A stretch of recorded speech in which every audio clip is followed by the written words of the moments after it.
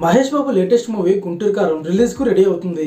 అయితే మహేష్ బాబు క్యారెక్టర్ గురించి ఒక ఇంట్రెస్టింగ్ న్యూస్ అనేది సోషల్ మీడియాలో హల్చల్ అవుతుంది. మహేష్ బాబు అతిపెద్ద ఫ్యాన్ బేస్ కలిగిన మాస్ హీరో. అలాగే ఆయన సినిమాలు క్లాస్ ఆడియన్స్ కూడా బాగా ఇష్టపడతారు. అండ్ అలాగే మహేష్ బాబు యూఎస్ మార్కెట్లో కింగ్ అని చెప్పవచ్చు. సినిమా టాక్తో సంబంధం లేకుండా $1 బిలియన్ అవైలబుల్గా వసూలు సాధిస్తాయి. ఇక మహేష్ బాబు ఎంచుకునే స్క్రిప్ట్, క్యారెక్టర్ తన ఫ్యాన్స్ మైండ్లో పెట్టుకొని చూస్ చేసుకుంటాడు. అందుకే వీళ్ళంత హ్యాండ్సమ్గా సిల్వర్ స్క్రీన్పై కనిపించాలని మహేష్ అనుకుంటాడు.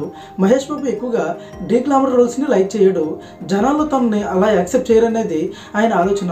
ఇకపోతే సుకుమార్ పుష్ప స్టోరీని ముందు మహేష్ బాబుకి చెప్పాడంట. పుష్ప మూవీలో హీరోది డీగ్లామర్ రోల్, అలాగే గూంతో కూడిన బాడీ లాంగ్వేజ్ ఉంటుంది. ఇవన్నీ తనకు సెట్ కాదని భావించి మహేష్ రిజెక్ట్ చేశారంట. అయితే త్రివిక్రమ్ కోసం అంగవైకల్యం ఉన్న రోల్ చేశారన్నది లేటెస్ట్గా ఇన్ఫర్మేషన్ వచ్చింది.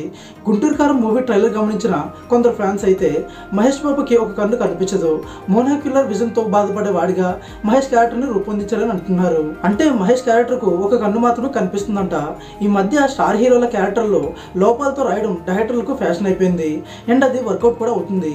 రంగస్థలంలో రామ్ చరణ్, పుష్పలో అల్లు అర్జున్, జైలవకుశలో ఎన్టీఆర్ ఈ టైప్లో క్యారెక్టర్లు చేశారు. మహేష్ కూడా గుంటూరు కారం సినిమాలో కంటి చూపు సమస్య కలిగిన వాడిగా కనిపిస్తారంట.